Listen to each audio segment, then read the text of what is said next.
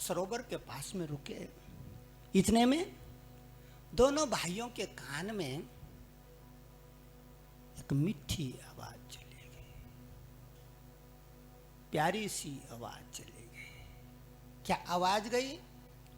उनके कानों में स्वर्ग का बाजा, उनके कानों में स्वर्ग की बीणा। एक महात्मा स्वर्ग का बाजा बजा रहा था। स्वर्ग का बाजा किसको कहते हैं मेरी बहनों? स्वर्ग, ध्यान से सुनना। स्वर्ग, स्व मतलब होता है अंदर, स्व कहते हैं अंदर के लिए। अंदर का बाजा कोई कोई भगवान बजावे। दुनिया का बाजा तो कोई भी बजा देता है, डंडा लेकर डपड़ डिप डपड़ डिप डपड़ डिप। कोई मुश्किल काम नहीं है कनस्तर बजाना, कोई भी बजा दे। लेकिन स्वर्ग, अंदर का रग, यानी अंदर के रग रग को बजाना क्या हर एक की बस की बात है? वही बजा सकता है जिस पर कृपा तुम्हारे हो, जिस पर नारायण की कृपा हो, वो बजाता है सुरग का बाजा। जिस पर किसकी कृपा हो? जो नारायण का भगत हो, नारायण का उपासक हो। स्वर्ग का बाजा बजा रहा है देवदत्ता मीमां वीणा, स्वर ब्रह्मा विभूषिता,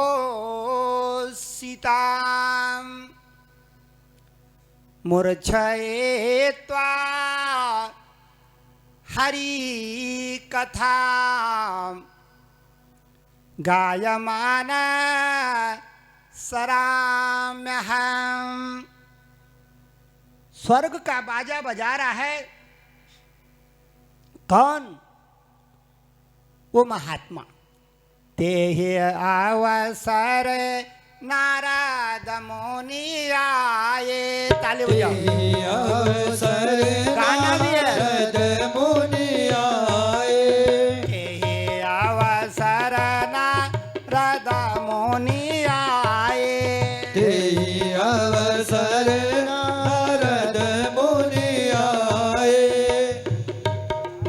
तेहि अवसर नारद मुनि आए, तेहि अवसर नारद मुनि आए।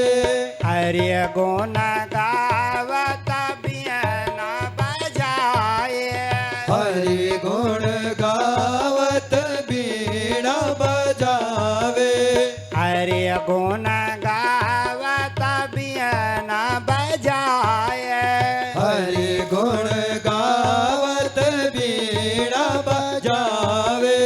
यही अवसर नारद मुनि आए, यही अवसर नारद मुनि आए।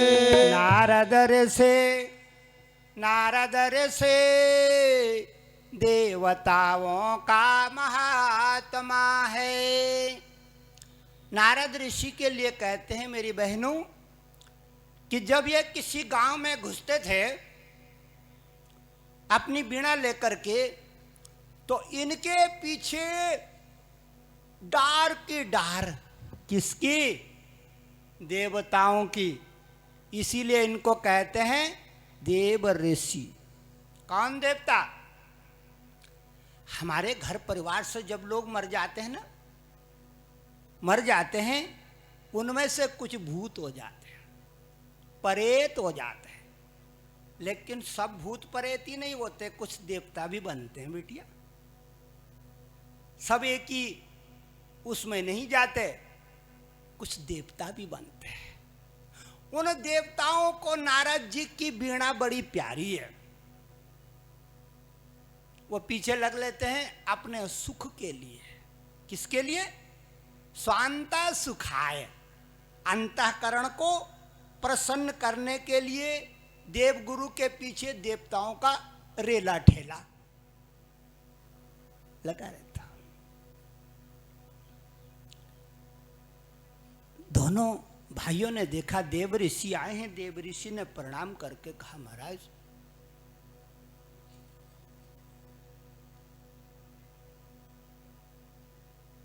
भले आए। रामचंद्र जी को कह रहे हैं, नारद जी, हे मेरे स्वामी, आपको वो दिन याद है? कौन दिन? जब आपने मेरा मुख बंदर का बना दिया था।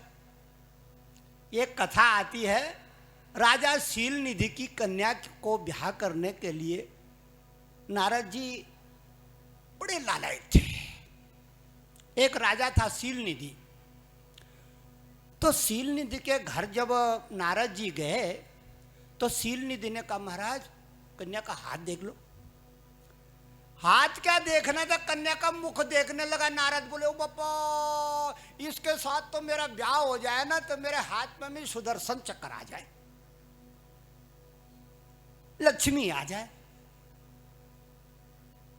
वहां से भाग भाग करके जब ब्याह हो रहा था उस सुंदरी का, राजा शील निधि की कन्या का, नारद जी विष्णु भगवान के पास चले गए। बोले, और वरदान दो न दो, ये काम कर दो। क्या काम करना नारद जी? बोलो। ऐसा है, कुछ देर के लिए अपना मुखड़ा मेरे को दे दो, अपना रूप मेरे को दे दो। ऐसा कभी होता है कि कोई बहन कहे कि अपना मुखड़ा मेरे को दे दे सिर्फ ब्याह के दिन के लिए, बाकी तो ले जा लेना? कभी ऐसा होता है कि ब्याह के दिन किसी का उधार मुखड़ा लिया है और अगले दिन साबुन से धोया तो वही का वही?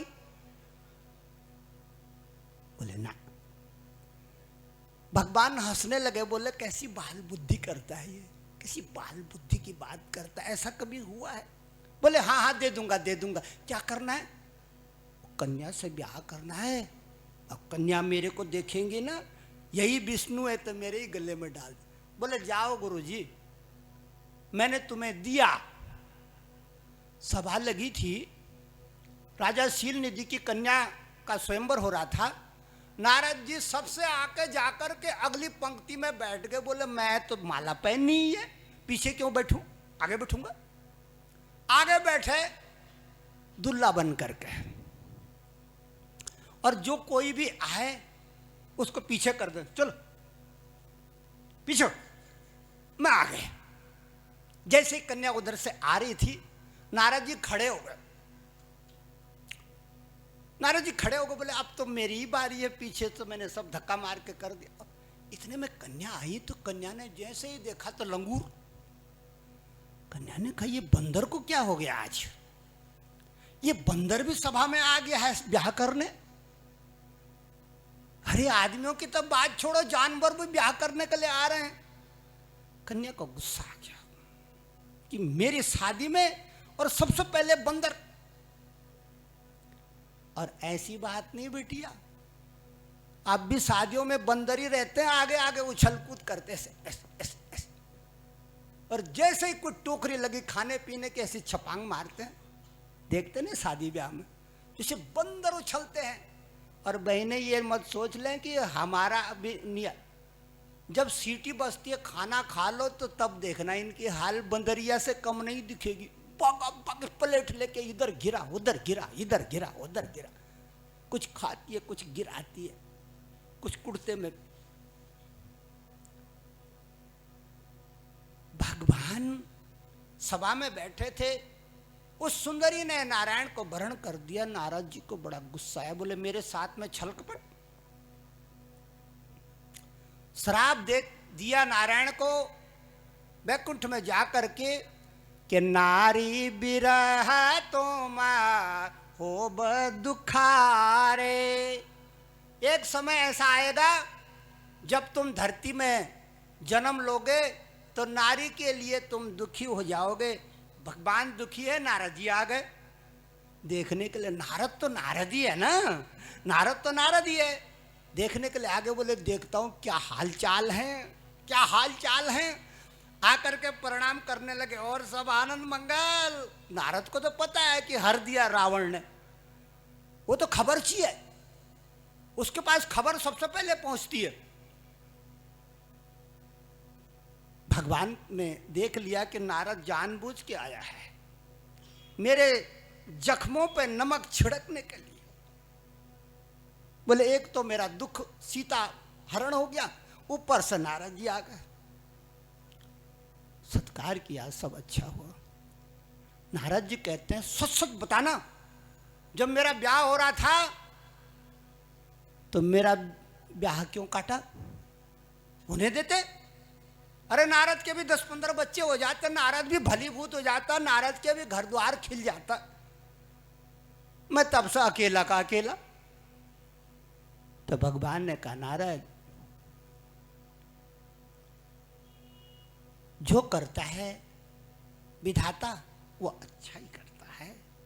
तुम्हारे साथ जो हुआ देश काल और परिस्थिति के अनुसार अच्छा ही हुआ है, हट नहीं करनी चाहिए। नारद जी प्रसन्न हो गए और नारद जी कहते हैं हे राम, ऐसा करना कि तुम्हारी धर्म पत्नी चूरी गई है। अब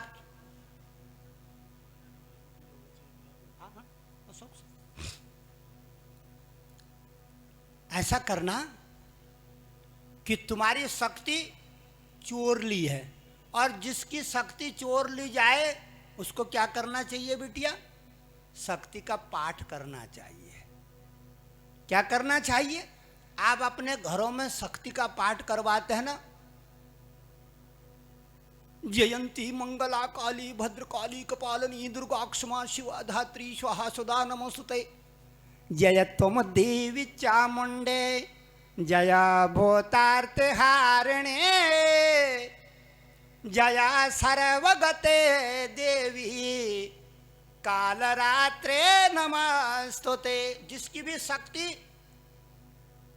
लुच जाए, छिन जाए, उसको शक्ति पाने के लिए दोबारा या तो स्वयं करे या किसी ब्राह्मण देवता को बुलाकर शक्ति का पाठ करवाए अपने घर में। और वो भी नहीं कर सकते तो रामायण में